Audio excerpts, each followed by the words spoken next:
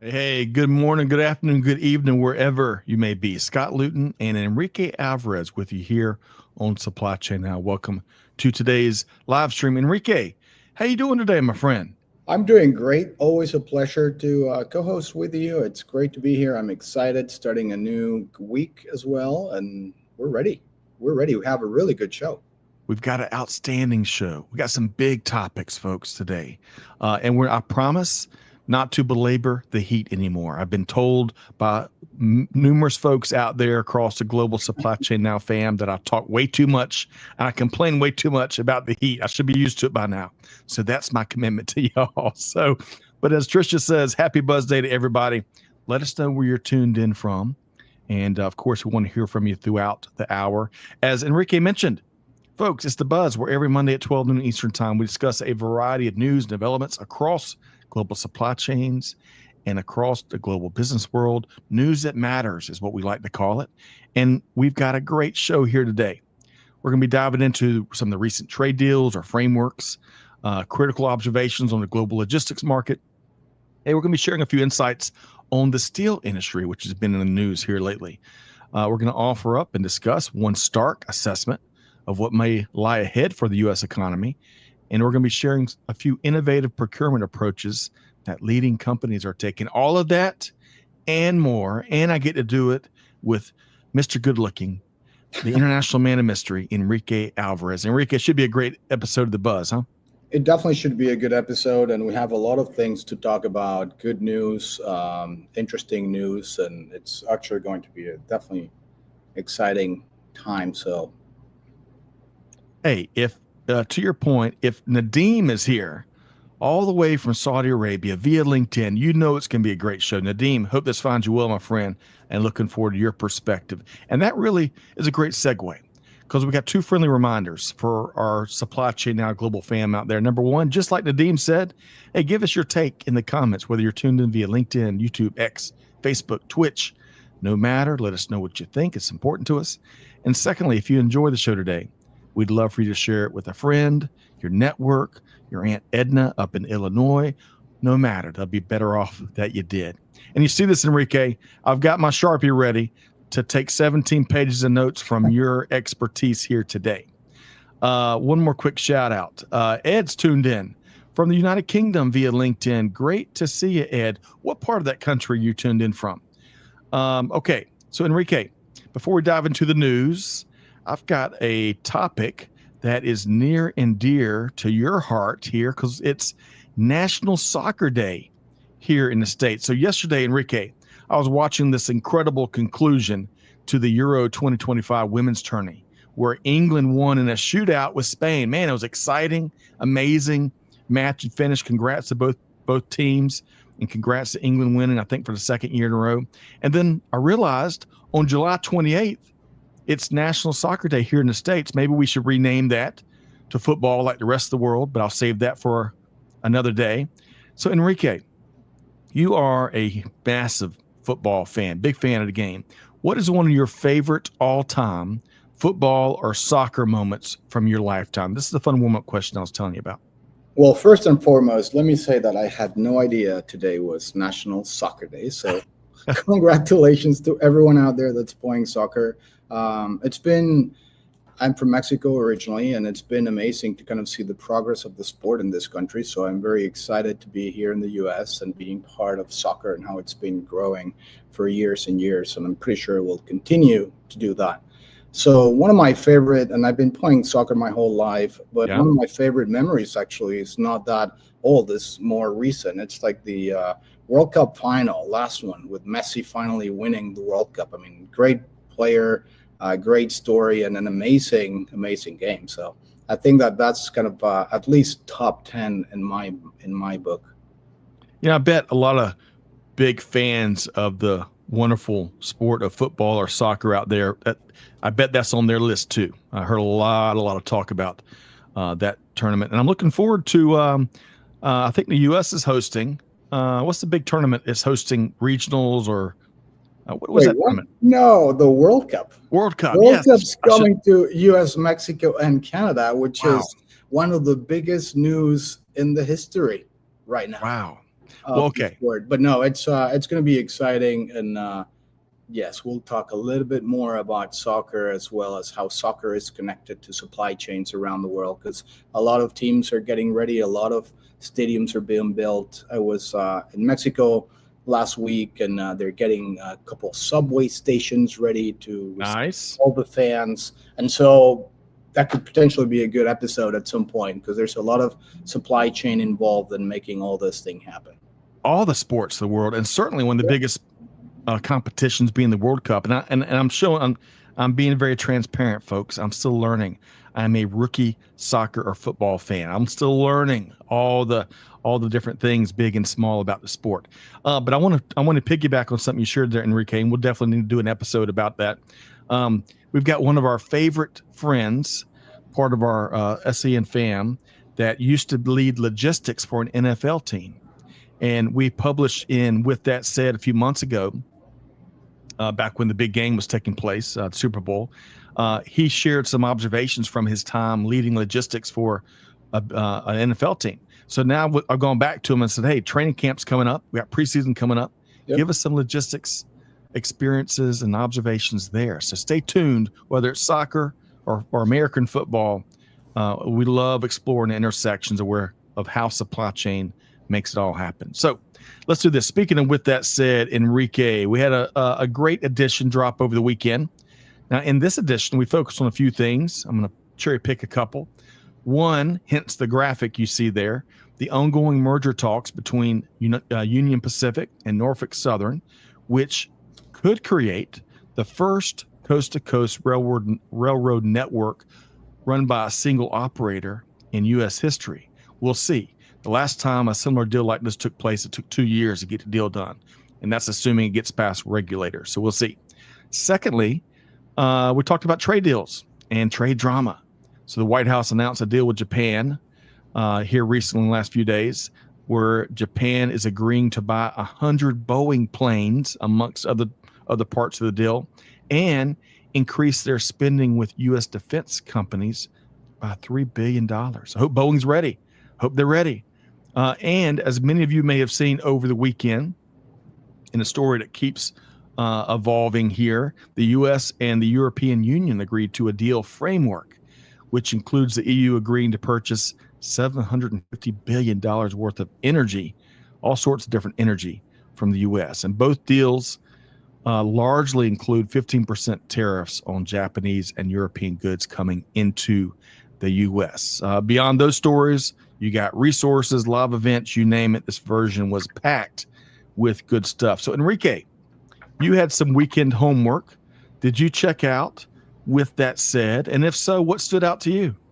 I did, and it's actually, again, highly recommended for all our listeners out there. It's a good, quick way of getting familiar with what's going on in the news, and I think it's a good way of starting the week. If for nothing else, that you'll have bragging rights with your coworkers, and you'll be in the know when all those conversations start to happen. So, tariffs, I think that's one of the most important ones. We'll be keeping that story and that development very closely if you're a supply chain professional. Yep. And it's interesting to me, Scott, that they're looking into another 90-day truce that's probably going to be officially renewed today between U.S. and China. I think that's going to be very important for our industry. And the other thing that I actually think it's interesting from that same WTS newsletter or article is that Mexico and Canada are about 30 and 35%, when the EU will be 15%. So that's something that's never happened in the history of the US. And for the first time, NAFTA is going to be a lot more expensive. So people might actually be able to bring products from Europe more than our neighbors. Interesting. You know, I wish we could dedicate a whole hour to what you just shared there, and we'll have to do that on a future show. But folks, I'm going back to one of the first points Enrique made. In this environment, we talk about it all the time, where velocity gets faster every day, whether it's trade, whether it's innovations, whether it's industry challenges, you name it. We got to stay in the know. So if you don't get your news from here, that's okay. Just get it from somewhere, and a trusted news resource at that. Okay, Enrique, appreciate that, folks. Check out With That Said. As Enrique mentioned, doesn't take long. I think it took like up at the top, it tells you the reading time. I think it was like 5 minutes. That's a piece of cake, folks. And we got Trisha that dropped the link right there in the chat. And Nadeem says that Saudi Arabia is hosting the FIFA World Cup in 2034. Love it. We need Wow. to make a trip there, Enrique. Well, absolutely. And not to continue talking about soccer, but linking it to the weather, Scott, because I know you can't say anything about how hot it is. Right. But I might say that next year during July, it's going to be hot. And I was in Mexico in Monterrey, and it's even hotter than here in Atlanta. So I was a little bit thankful that Atlanta is not as hot yet. And two, I don't know how they're going to play those games, but to Nadim's point, I'm sure Saudi Arabia will be pretty hot too. Oh, no doubt. No doubt. One quick point. Since we're going to, on National Soccer Day, we might as well give soccer a little extra due. Why not? I love that the World Cup is going to be played across North America, as you're pointing out. And it's things like that. Despite all the trade, vitriolic, and governments, this, that, and the other, we need events like that to hopefully pull the people of these wonderful countries together in all parts of the world. And and that's how a lot of times I'll view whether it's the Olympics, which I love. I'm a big Olympics nerd. I'll be a future World Cup nerd. But I'm looking. I don't know about you. I'm looking at all sources I can to find common threads that allow us to get over disagreements and other friction that we find day to day. Your quick thoughts, Enrique? No, absolutely. And I think that if we don't need to look that hard, to be honest, I mean, if we just were to look for a second or two, we'll realize that we have so much more in common Right. as human beings, regardless of where you're living, than what we have in differences. So hopefully, yes, hopefully we can be a little bit more open to dialogue, straight, open, candid communication, and then just trying to increase our trust levels in general, because it's going to be needed for trade, and it's going to be needed for supply chains to work. Without trust, it's going to be really, really hard to get us out of this mess that we're slowly kind of digging into. Trust, common threads, and beer. Lots of beer. All right, so folks, here's your daily dose of practical optimism on this Monday, July 28th. Really quick, LK is back with us. Larry Klein down there in South Georgia, where it is warm. Larry, I hope this finds you well, my friend. Looking forward to your take on some of the topics we talk about here today. And we have got a logistics and supply chain pro from India, 24 years of experience in all kinds of different areas. How about that? Santanu. I hope I said that right, but welcome. And speaking of trade deals, we're looking forward to seeing what the U.S. hammers out with India in that special relationship. Okay, speaking of tariffs, double segue, Enrique. This challenging trade and tariff environment we're in, we got a great resource, folks, you got to check out. Of course, tariffs are top of mind for everybody, but especially distributors and manufacturers across global supply chain. They wreak havoc on pricing and margins and a lot more things. Lots of companies, I would argue, are still in that wait and see mode. Well, take that approach at your own peril. If you're looking to get ahead of the chaos, Enable's new tariff price planner lets you turn all of that uncertainty into opportunity. This tool gives you real-time insights into how changing tariffs impact your costs and your prices. And then better yet, it lets you adjust pricing instantly to protect those margins. So important. You can even simulate pricing strategies before making any moves, right? It gives you an opportunity to look around corners and have a much more accurate crystal ball. We're dropping a link to this great resource in the comments so you can learn more both about our friends at Enable and you can demo this incredible tool.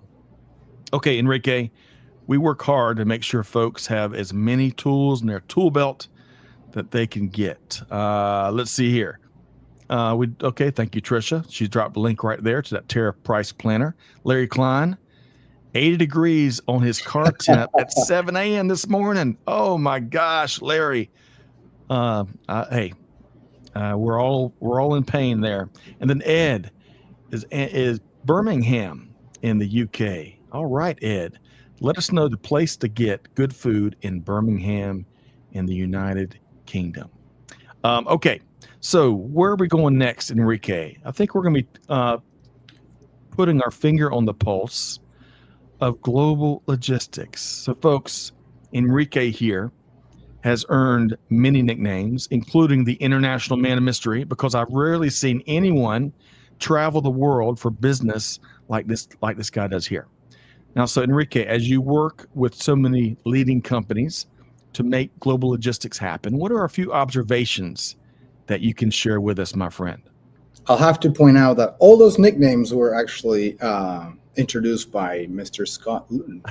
But so, I don't know if I could be considered a man that travels a lot. I know that a lot of you guys out there travel a lot, and it's probably part of the deal. If you're in supply chain, you're actually dealing with a lot of different countries, a lot of different regions, a lot of different cities, which makes it for one of the privileges of working in this industry, as well as some of the challenges as well.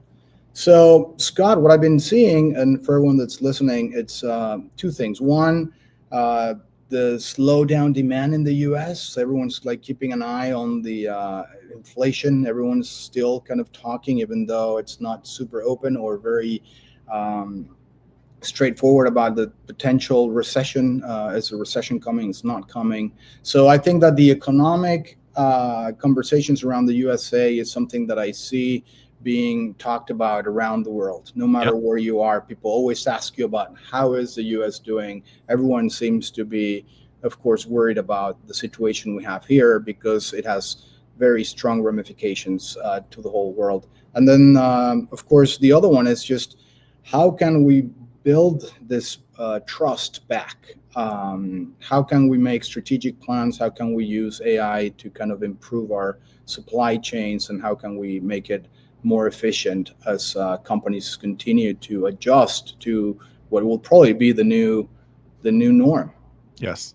You know, I love both those topics, and we're keeping an eye on inflation for sure, and its impact on consumer spending and how the consumers view, all of us are consumers, but how we all view the economy.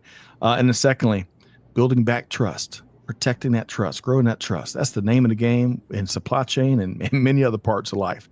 So those are two great observations there, Enrique, and we look forward to future updates from you. Really quick before we get into the steel industry, Nadeem says, hey, why two names, soccer and football? What's the difference?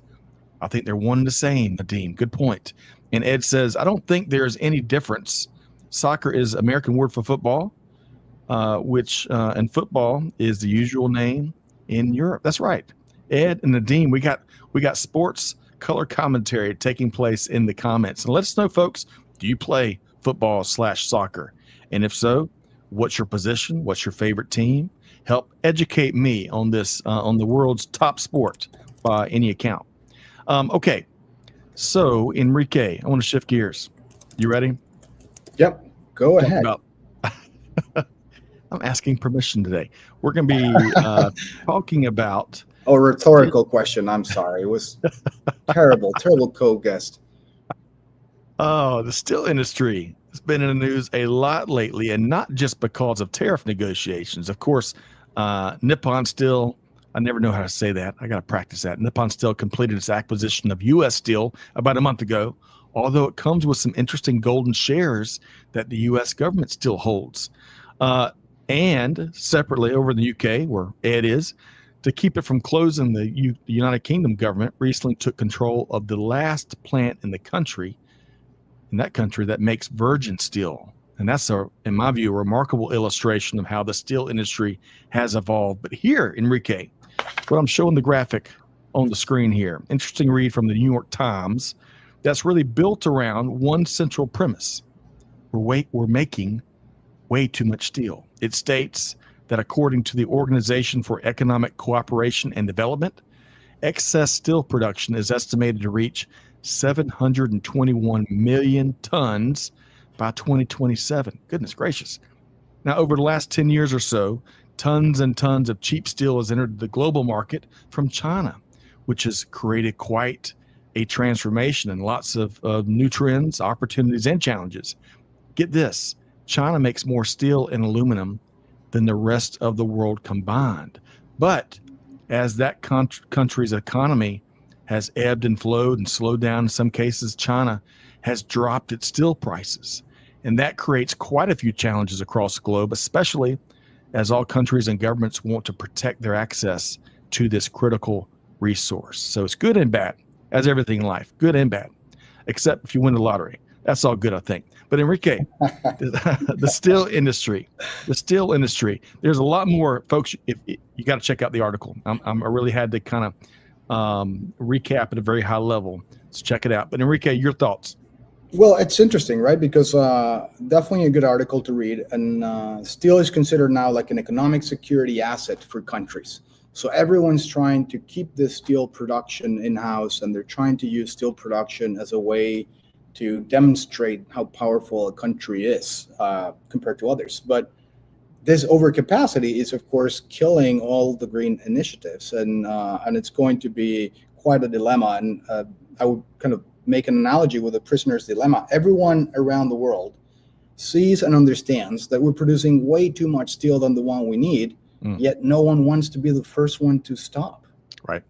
Which, again, right, it's going back to what you were talking before, which is trust. I mean, we gotta at some point trust each other, because we have, and this is a silly example, somewhat silly, I guess, as of how not trusting each other can affect the world, can affect us, can affect our economies, because we don't need the steel. So why do we keep producing it?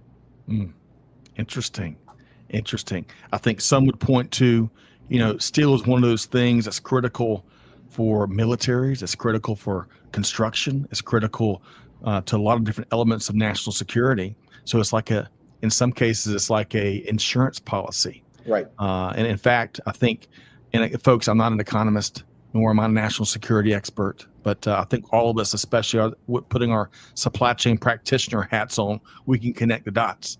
And I think my personal take is when the government steps in to assume the operation is losing lots of money. So when they step in and take control and ownership of a steel producing facility, even at a great loss, it is to protect that access and keep that within their control. But it presents so many different challenges. So we're going to keep our finger on the pulse. But we both thought this was a great read about a critical industry. There's a lot more to it, so y'all check out. I think Trisha, thank you, Trisha. The link is right there in the chat, so y'all give it a read and let us know. Enrique, you want to add one more thing, huh? Yeah. So the UK, for example, is nationalizing some of the plants, and then of course we talked about the tariffs. It's worth pointing out that tariffs in the US for steel, regardless of the UK, are still at 50%. Yeah. Right. So everyone's being very protectionist. And of course, it's important to also see that the more we produce, the prices are going to start going down. And historically speaking, when steel prices and aluminum prices are the lowest, is usually 6 to 12 months before the industrial slowdown. So are we heading into an industrial slowdown? Maybe. We'll see. We'll see. And we're going to talk about that in just a second. It's a great segue. But first, let me just point out, folks, I don't know if y'all have ever been in a steel foundry, which I think this image here comes from, but look at that image. See how heavy industrial, I mean, we're talking about molten steel. It's not for the faint of heart. Well, Enrique, I've ventured up to, this is years and years ago, I ventured up to, goodness gracious, the Rome, Georgia area, right? And they had a really big foundry up there that I think Gerardo Steel ran. I'm not sure if it's still up there or not, but Enrique, I tell you, after touring that massive plant and seeing cauldrons of molten steel move everywhere, I had to get a beer and a Marlboro Red and smoke that thing after I left that facility. It was amazing, folks. If you get a chance to tour a foundry, do it. There's more to that story, but for the sake of time, I'm gonna move on. Let's see here. Going back to trust, Enrique. Larry says, fool me once, shame on me. Fool me twice. When it comes to trust, just because you're forgiven doesn't necessarily mean they're forgotten. You got to keep it clean from the start. Outstanding advice there, LK. And Abraham, peace be upon you, and to you, Abraham. He's looking for, he's got a diploma in logistics support, looking for job opportunities or training. Hey, we've all been there, Abraham. And if we can help out, we will. Folks, if y'all are in the know and can suggest something to Abraham, please share with him. Okay, let's see here. We are going to dial it in on one frank assessment of where the U.S. economy may be going here. Just like Enrique was asking that rhetorical question a minute ago. Well, check this out. We included this great read by Wolfgang Lamacher. I hope I said his last name right. And with that said, because I thought it was intriguing in particular, I think Enrique agrees with me, and I'm gonna do my best to summarize a few key points. But we recommend, with all this stuff, that you read in full. We're gonna drop a link to it right here. Wolfgang points to the big moves being made at UPS and at FedEx as important barometers in the overall U.S. economic wins. If you haven't heard, UPS cut 20,000 jobs and has closed 73 facilities this year. On the other hand, FedEx has been on the hunt for big-time cost savings since 2023, and they've thus far, Enrique, they found over $4 billion in cost savings, and they're on the prowl for another billion. Goodness. Wolfgang calls these moves, quote, alarm bells for the entire American economy, saying that the transportation and logistics sector is the economy's top forward-looking indicator. Now, he points out that data-based, metric-based indicators like the Cass Freight Index show declining monthly activity in 5 of the past 9 months. And where they things stand right now, they're considerably below year-over-year numbers, as well as well below multi-year peak numbers. Wolfgang shares that past major economic downturns all started with freight indicators going negative, and that tends to be the first domino. But the root cause, decreasing demand due to a wide variety of factors, especially, I would argue, global business uncertainty. Now, what does it all add up to? My crystal ball is pretty cloudy at the moment. In fact, the fog is so thick, I need a Swiss Army knife to cut through it, Enrique. Where are we going? Your thoughts, my friend. Well, I feel like as the article described, and this is very important to note, it's what we're seeing and reading from UPS and some other companies are not just efficiency programs. So they're just not cutting the fat or reducing cost. They're really just putting the emergency brake, and that's not something I came up with. That's, I think, a quote from the article, and it has to do with trust, and it has to do with the certainty of the tariffs that we're seeing and where everything's going to land. So one thing that we all know as supply chain professionals is that we can see the economy a little bit clearer through the eyes of supply chain, right? Parcel, trucking data, all of those things move a lot quicker and faster before the consumers start to feel the hike in prices or the Right. Having less inventory in the shelves of stores and things like that. So it's a good indicator to keep track of. And of course, this can vary, and then this can hopefully improve over the next couple of months. But as of now, all indicators point that we're still going to be in a little bit more trouble than what we already are in. Yes. Well said. Very eloquent. Very been there, done that-ish. Even Ivy League-ish, Enrique. A nice little combination, a perfect storm of perspective there from Enrique Alvarez. I'm having a good English day, Scott. What can I say? I am. Some days are not as good, so I have to take advantage of it. Well, you're ahead of the rest. You're ahead of me. I'm a solo language. I need to have better Spanish days. But folks, don't take our word for it, and don't take necessarily Wolfgang's word for it. But this is great perspective that I think is thought provoking. And so you'll enjoy it, I think, as much as I will. So check out the article. We'll drop that right there in the chat and let us know what you think. Okay. Let's see a couple quick comments here. Andre says, "Hey, it's great to see you, Enrique. Greetings from Chicago." You know, Wow. Andres. Yeah, I do actually, from high school, and so way back in Mexico. And today's soccer day. So Okay. Andres, a great soccer player. I remember playing with him and his team in Mexico City. So Andres, great to see you, man. Thanks for tuning in, and thanks for sending that comment. That's right. And Andres, let us know your thoughts where the U.S. economy is headed. What's your purview there in the beautiful, awesome city of Chicago? All right. So going back to steel for a second before we move forward, Larry Klein says, hey, more isn't always better. That's right. A simple universal truth there. Now, this LinkedIn user, let me know who this is, Amanda and Tricia. And I'm going to pop this back down since it's a big comment. Says the global steel surplus is driven by overproduction and weakening demand, including in the UK. Major producers like China continue high output despite slowdowns in construction and industry.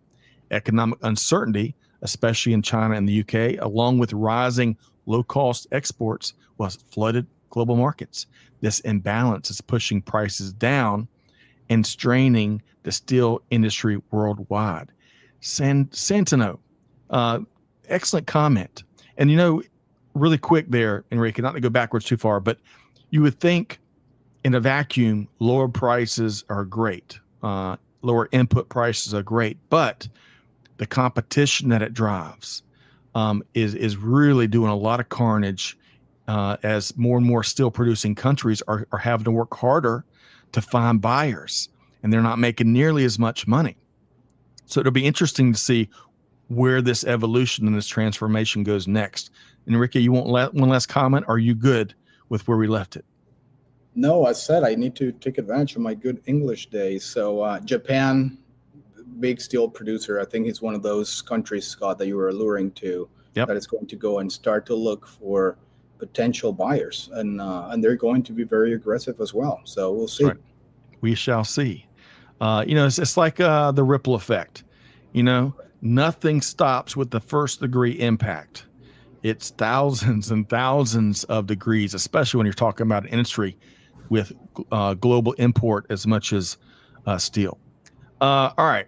Hey, Will Quinn, the distribution guy. Will, we enjoyed your appearance a few weeks ago, and good morning to you from Naperville, Illinois. Let us know your take on what we're working through here today, Will.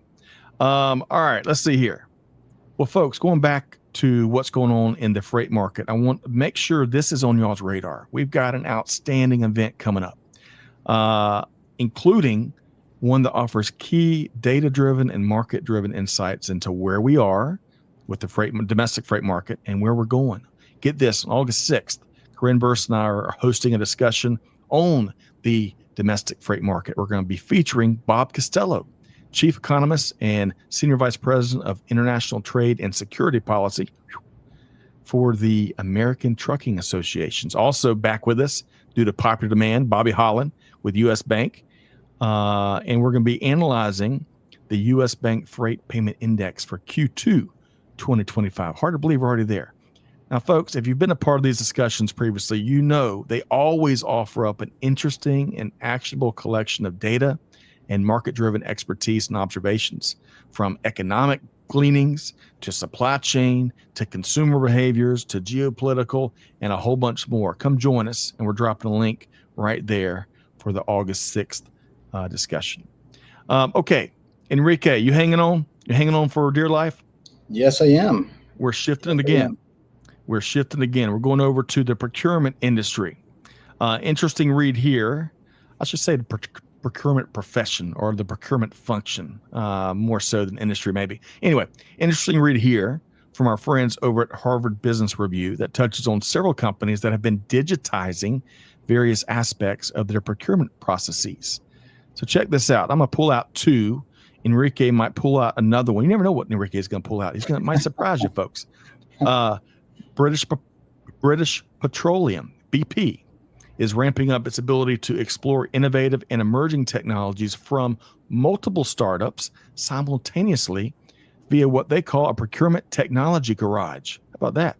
It has led to tons of rapid, small-scale pilot efforts to help determine basically what I'll call the winners and losers, especially from a scalable return on investment perspective. And Nicholas Wright, who is head of BP's garage, states a critical mindset that we've been hammering home, I hope, for years. For many of y'all have too. He says, quote, our ethos is problem first, solution search after, end quote. Love that. It's critical.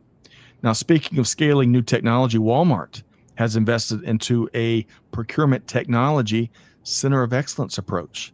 Now, it started in 2018, so it's been at it for about 7 years now. And the COE, the Center of Excellence, trains leaders, buyers, suppliers, and others in the Walmart global ecosystem and supports them kind of on the ground, so to speak. The company has baked a highly localized approach as it has identified the various differences amongst the wide array of global markets. Well, all that presented a challenge. How we do things in Atlanta, GA, may need to be a lot different than how we do things in Mexico City or Moscow or wherever else across the world. The aim seems to be to offer global best practices while encouraging and empowering local teams to kind of riff on the standard approach. Walmart says they've specifically seen tons of success and dollars in savings and efficiencies by leveraging e-auctions instead of in-person negotiations with potential suppliers, vendors, along with this COE approach. So, Enrique, there's a lot there. There's a lot more to the article. But your thoughts here on procurement, innovation, and experimentation? Well, it's very interesting, right? And we've talked about this a lot, and you have talked about this a lot at the Boss and other of your platforms, how technology is changing supply chain, really how technology is changing everything in this world. But so the other company that they talk about in the article, it's Otto Group, and they're actually using smaller startup companies to come into their company and help them with some of these technological challenges that they're having, so they can test them in smaller scales, confirm their positive ROIs, and then launch them and roll them out. So I think this is more to the audience. It's a great article, and I would ask the audience, right, which one would be the best approach for your company? Is it the BP approach, like having this procurement tech garages and testing first, problems first, ROI, and then solutions? Is it the Walmart kind of excellent center of excellence approach, or do you hire other smaller startup companies to come in and provide solutions that you may or may not end up rolling out? But it really depends on what kind of company you're working with and what kind of problems you're facing. But it seems very interesting, as it's a new way to approach technological rollout in your industries. Yes, well said. And I would just add to that: there's only one guarantee, only one unbreakable rule, and that is what has gotten us here is not what's going to get us there. And so I love these big behemoths that are looking at new ways of what I read in that article, finding success not only for their organization, their enterprise, but business and success for some current and new suppliers. So pretty cool stuff. By the way, if you love procurement, you need to make sure you check out The Art of Procurement by our friend Kelly Barner, who's doing some great work over there. AOP, great in-person events, great podcast content, you name it. So check that out. All right. So Enrique, we've got a big event. Now look, the August 6th event is a big event. Right. In fact, I don't do little events. We've got some of the best guests around the world in a variety of sectors and industries. And that's why we're all here, right? But this September 3rd event coming up, Enrique, is going to be a very unique one. We're just talking a second ago about what global leaders are doing, right?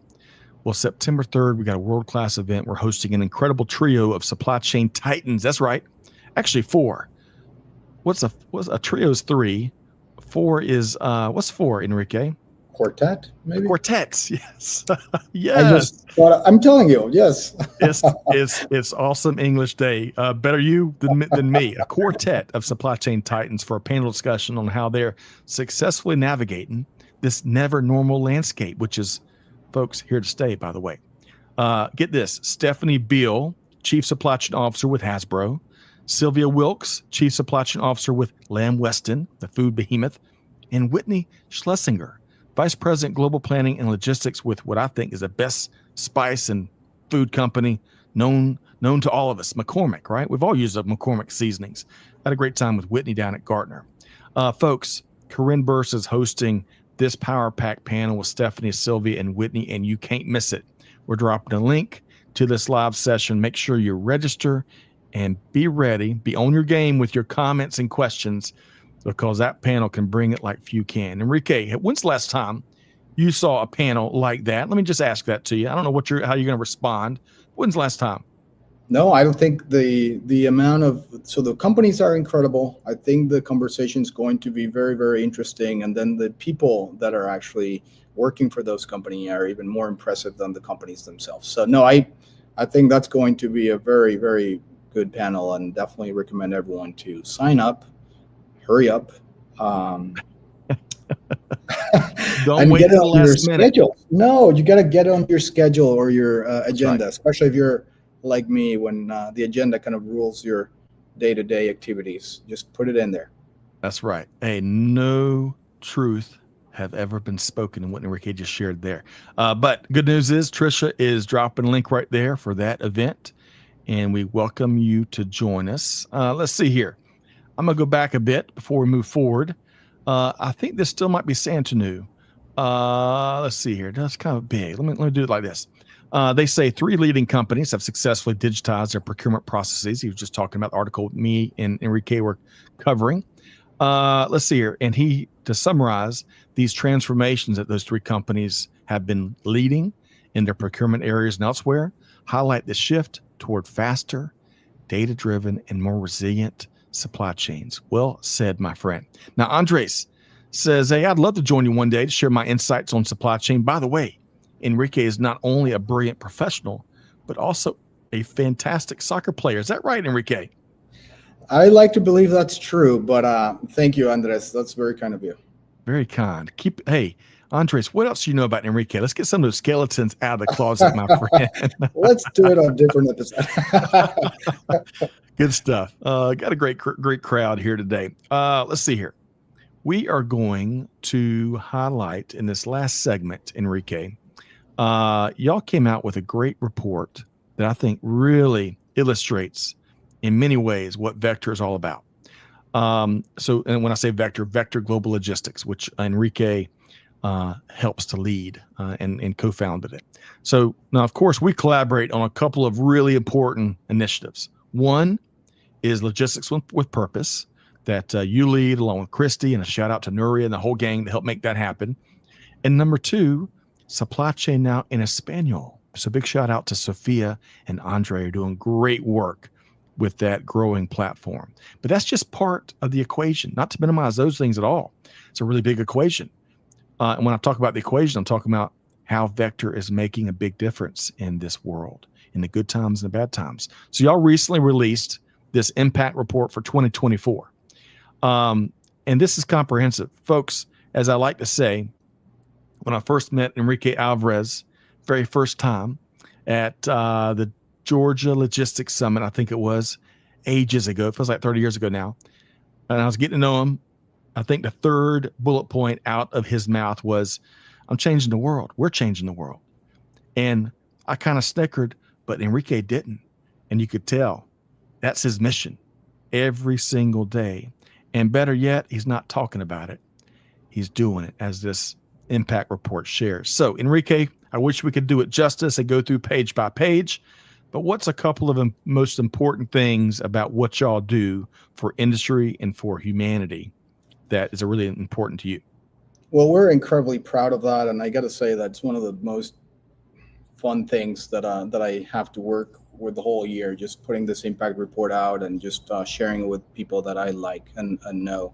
But we sent 13 containers to Ukraine. We continue those conversations. We help Valencia. But the 2 things, Scott, would be, while doing all that, we first and foremost start connecting people together. So we put this weekly calls that then become monthly calls and then become quarterly calls. And we have done this for Valencia. We've done this from Ukraine in 2024, and just connecting amazing people out there. I feel it's one of the most important things that we've done. So taking everything out of it, just the connections that we have been able to foster are just really amazing, and I cherish them a lot.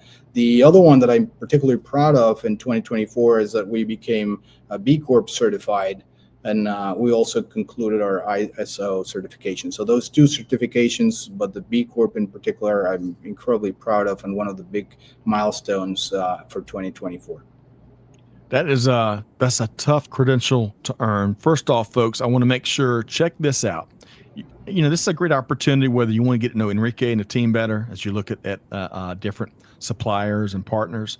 If you want to benchmark with what your own company is doing out there, you want to look for ideas of how you can make a greater difference. That, to Enrique's point, not only will you delight customers and really everyone in your ecosystem, right, when you're doing great things far beyond the business side of things, so to speak, but I bet your team members, Enrique, I bet it's a very active central part of your culture in terms of giving forward and making a difference. I bet your colleagues talk about that and laugh about it and smile about it and really enjoy it, huh? Absolutely. And I think when people ask, well, what's the return on the investment, right? Why are you a purpose-driven organization? It's very easy to quantify, right? It's not because we want to feel better, which we do, and we're very proud of that. But it's really because if you are a purpose-driven organization, it becomes a huge competitive advantage, right? You can go out there and start working with companies that care about what you care, and they see the value in that. You can start recruiting people that want to work for a company that's actually that means something more than just making money.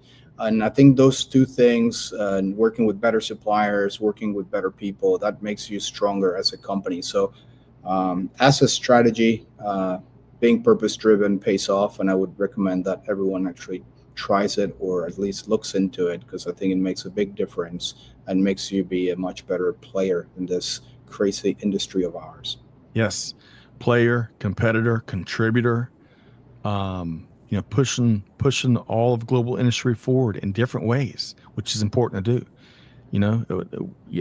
Global supply chain is all about moving stuff and making stuff and returning stuff and all that stuff, of course, right? But I'm of the firm belief that global supply chain is in a very unique position to make the lives of folks around the world much better day by day. And I appreciate what you are doing there, Enrique Alvarez. Okay, so check that out, folks. Trisha dropped the impact report link right there. Lots of ideas. You can benchmark. I bet Enrique would invite.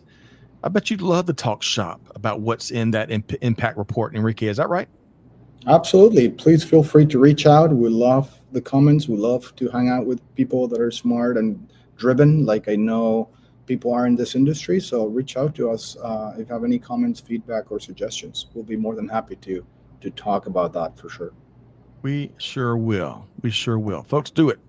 Bring your questions, the easy ones and the hard ones. Enrique can handle them all. All right, Enrique, man, do we have to really stop here? Are you good for another hour? I'm done. Yes, sure. Let's do it. I'm good, Scott. Yes, you are. Folks, we had too much fun today on The Buzz. Really enjoy learning from and leading with Enrique Alvarez, and you will too. Let's make sure we give folks the opportunity, Enrique, to connect with you, to talk shop, to collaborate on an initiative, to move stuff, and then some. How can folks track you down, Enrique? Well, first, the best way to contact me is probably either LinkedIn under Enrique Alvarez. You can go to our website, vectorgl.com, and you can look for my email there. It's enrique.alvarez@vectorgl.com. Okay. Send me an email or send me a brief text on LinkedIn, and I'll try to get back to you as soon as I can. And we've got the Vector site. It's vectorgl.com. You can find the podcast, Logistics with Purpose, the outstanding work in a really unique vein. They feature a lot of missions and nonprofits. Enrique, speaking of, y'all had an episode last year, I want to say. Hard to believe it's been that long. But there's a soccer tournament that benefits. Yep. Do you remember? It's the Homeless World Cup. World Cup. And it's coming up, by the way. Oslo is hosting it this summer. I think it's going to be in August 20. I'll have to get back to you on the exact dates, but it's coming up. You can Google the Homeless World Cup, and it's a really interesting tournament. I'm glad you reminded me of that because it's National Soccer Day. Also, and to kind of close the circle, I think one of our listeners asked about soccer and the word Yes. soccer and football. I quickly ChatGPT it, and the word soccer comes from England. It officially was dubbed the Association Football in the 19th century in England, and Oxford students clipped association to the slang soccer to distinguish it from rugby football. And then, of course, the nickname soccer just tagged along for many, many years after that. So I have criticized soccer and I have actually pegged it to the US, but now I am corrected. The name actually comes from England. So thank you to all those English Oxford students that came up with the term soccer that now we don't like. Enrique, you got to choke the right neck, as they like to say in Yes, some parts. I've been barking to the wrong tree. Yeah, there you go. Another great idiom. Also, as he was sharing his Google, I'm going to share my Google, folks. If you're interested in the Oslo 2025 Homeless World Cup, not only can you go back and listen to the Logistics with Purpose episode, where I think y'all interviewed the founder, as I recall, Enrique. Mel, yes, very interesting episode. Yep. Yeah, you can check that out. Or you can go to homelessworldcup.org, and those dates for this year's event is the 23rd through the 30th of August. So y'all check that out. Okay, Enrique, great episode. We covered a lot of, and when we say the news that matters, we try to deliver on that. And we also try to, if we were going to be here all day for all the news that matters, it'd be like a 27-hour live stream, and it would bore the world to death. So we try to take some of the most relevant and critical news stories and developments and share it with you. But we're always welcome to your feedback. Enrique Alvarez with Logistics with Purpose, with Vector Global Logistics, with AKA the International Man of Mystery. Enrique, great to have you here. Really have enjoyed your perspective as always, and your mission and your commitment to giving forward, my friend. And I enjoyed all your perspective on, what'd you call it? A good English day? Good English day. Good English day. I'm going to go out there today and just keep talking to people. Okay, please do. Now's the time. And Ed says, hey, it looks like I was wrong. Thanks for the clarification, Enrique. Ed, that's why we're here, my friend. And great to have you here on The Buzz. Great to have everybody, Ed and Santino and Will and Larry and Trisha and Amanda and many others. No, couldn't hit everybody's comment. But hey, folks, hope you enjoyed today's show. Big thanks to Enrique Alvarez. Big thanks to everybody that showed up. Big thanks to Amanda and Trisha behind the scenes that helped make it happen. Most importantly, big thanks to our global audience for being here with us. You're the best part of this entire journey. But you got homework, folks. You got homework. Number one, be sure to find, as Trisha says, find and subscribe to Supply Chain Now wherever you get your podcast. We got an easy, convenient link right there. You're one click away.